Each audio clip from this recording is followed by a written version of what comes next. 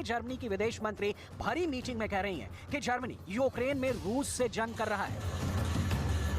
We have to do more to defend Ukraine. Yes, we have to do more also on tanks.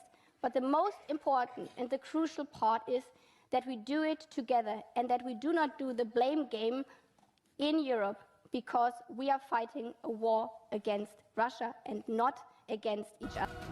Germany NATO के सबसे ताकतवर देशों में से एक है, इसलिए बार बार रूस कह रहा है कि पश्चिमी देश और नाटो नहीं चाहते कि ये युद्ध रुके। इसीलिए पुतिन की फौज ने अब यूक्रेन में इतने तीखे और तेजी से हमले शुरू कर दिए हैं कि नाटो घबरा गया है। यही वजह है कि जंग यूक्रेन में बहुत भयानक होती जा रही है। रूस के साथ असल में यूक्रेन नहीं बल्कि नाटो लड़ रहा है। अब तो यहां तक खबर आ रही है कि टैंक, एयर डिफेंस सिस्टम के बाद अब ऐसे हथियार भी यूक्रेन को दिए जा सकते हैं जिनसे रूस में दूर तक भयानक बमबारी की जा सके।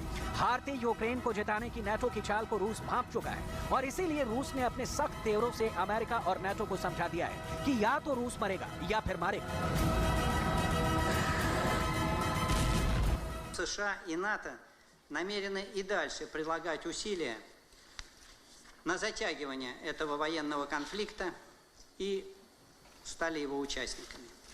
В то же время необходимо понимать, что даже с окончанием горячей фазы конфликта на Украине англосаксонский мир не прекратит прокси-войну.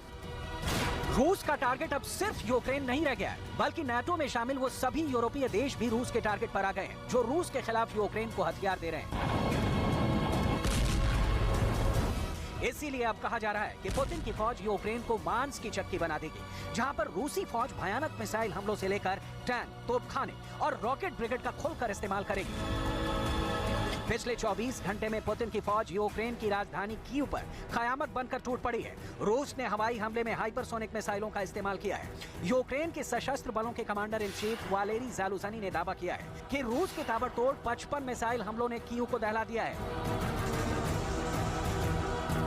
11 यूक्रेनियों की मौत के साथ साथ कीव की 35 इमारतें भस्म हो गई हैं। कीव का ये हाल देखकर अमेरिका तक घबरा गया है। Yet more missiles and Iranian-made Shahed drones across Ukraine last night, followed by another strike of missiles this morning.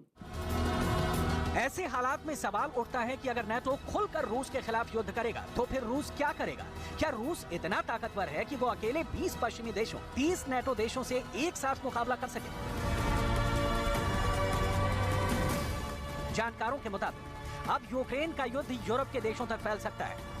हो सकता है रूस उन इलाकों पर हमला कर दे जहां से नाटो यूक्रेन को हथियार भेज रहा है। खास तौर से सबसे पहले रूस के टारगेट पर पोलैंड आ सकता है, क्योंकि सबसे ज्यादा हथियार यूक्रेन को वहीं से सप्लाई हो रहे हैं। कुछ वॉर एक्सपर्ट्स ने अनुमान लगाया है कि रूस जर्मनी तक उन रेल और सड़क मार्गों को निशाना बना सकता है जहां से हथियारों की खेप गुजरेगी। इसके अलावा एस्टोनिया, लातविया और लिथुआनिया में मौजूद अमेरिकी ठिकानों पर भी रूस हमला कर सकता है।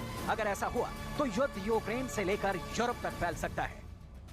बार बार जो खबरें आ रही हैं कि पुतिन की 7 लाख फौज फरवरी में नए सिरे से हमला करने जा रही है,